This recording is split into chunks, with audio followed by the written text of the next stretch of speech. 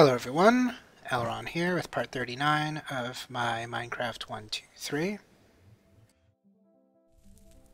Alright, so we made our way back from our trip to the desert village, and now we are taking care of our inventory situation. So, looks like we're also burning stuff up. That's always fun. Alright, almost done here hopefully. Okay. So I wonder what's coming up next. After the furnace stuff and the various other micromanaging. Alright. Looks like we're doing some farming. Let's see, did I even bring materials? I don't think I did. Alright, we're just winging it. I guess we were able to get seeds from the wheats that were complete and all that good stuff. And looks like we still have more dirt 2 mines, so it shouldn't be too big of a disaster. Oh yes, that's right. Wanted to make sure that we did not break into our sheep pit, so I went up there and figured out where our edge was. And so now we've got a green light to basically convert this entire area to farm.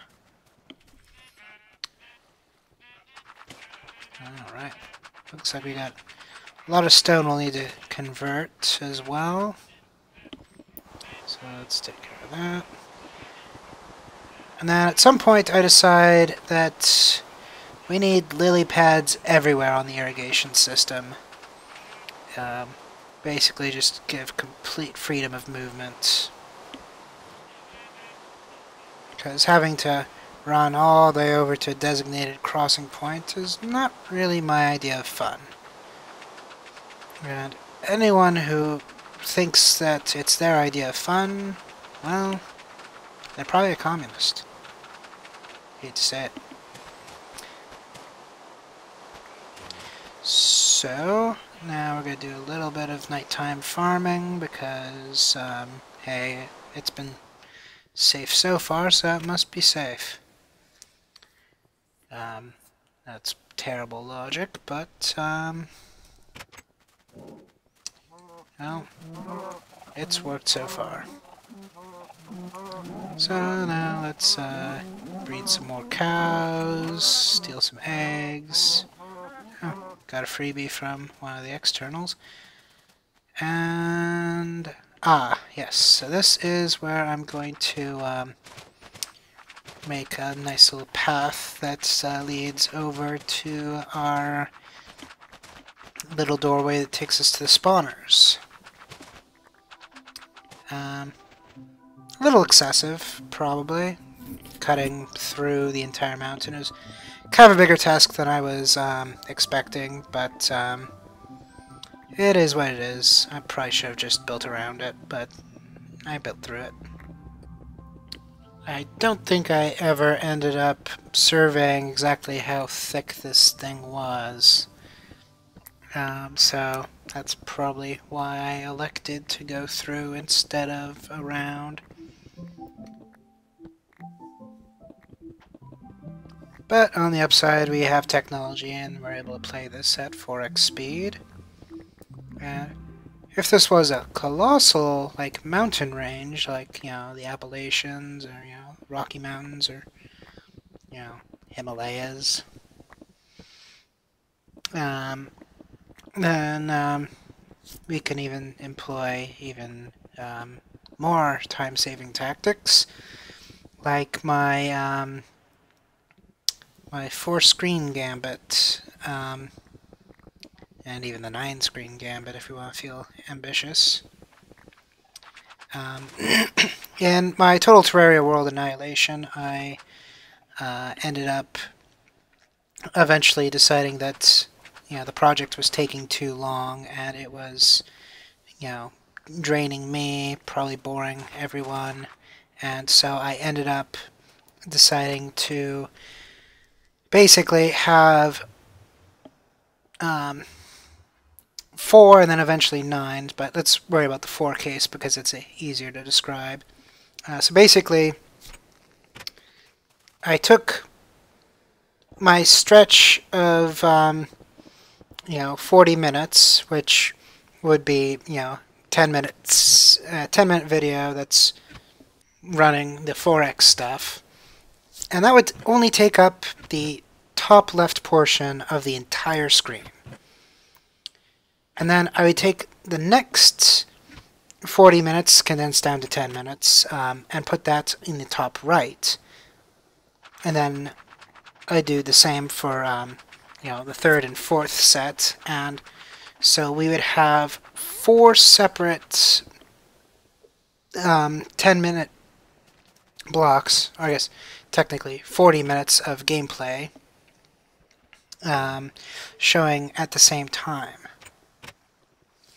So when you run the numbers, you're getting almost 3 hours worth of my playing of Terraria for every 10 minutes doing that.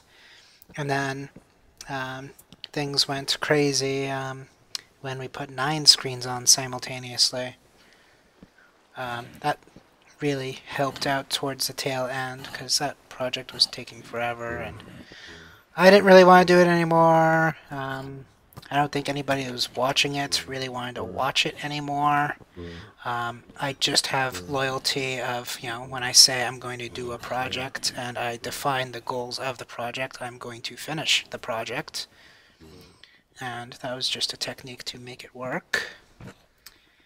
And it did work. And so, yay for efficiency. Alright, so we finally picked up the melon seeds and the various other goodies that were inside that chest that we left behind in the previous cohort. And now we're gonna basically do some exploring and some more mining and all that kind of good stuff. And we're already being met with creepers. This is already not boding well, but let's press on. Another creeper hug. Do we have to? Can we just turn back now? A slime? Huh, I haven't seen one of those in a long time. I guess never in this project, but, back in, 2008, 2009, those were pretty uncommon. Like, I've probably only seen, 4 slimes in my life, aside from playing on a flat world. Yeah, flat world doesn't make sense in survival. There's no trees, which means there's nothing. Absolutely nothing you can do. Just punch slimes for the rest of your life. I think that game mode must have been meant for creative mode or something. Because it was completely worthless when I tried playing survival mode like that. Because, I mean, yeah, we got these slime balls, but we couldn't do anything with them because we couldn't get a workbench because we couldn't get the wood. So, yeah. Guess it is what it is.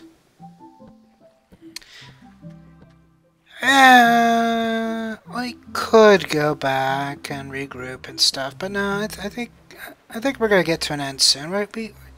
These tunnels, they've got to come to an end at some point. So I think we'll just get to a dead end, loot the stuff along the way, and we'll be good.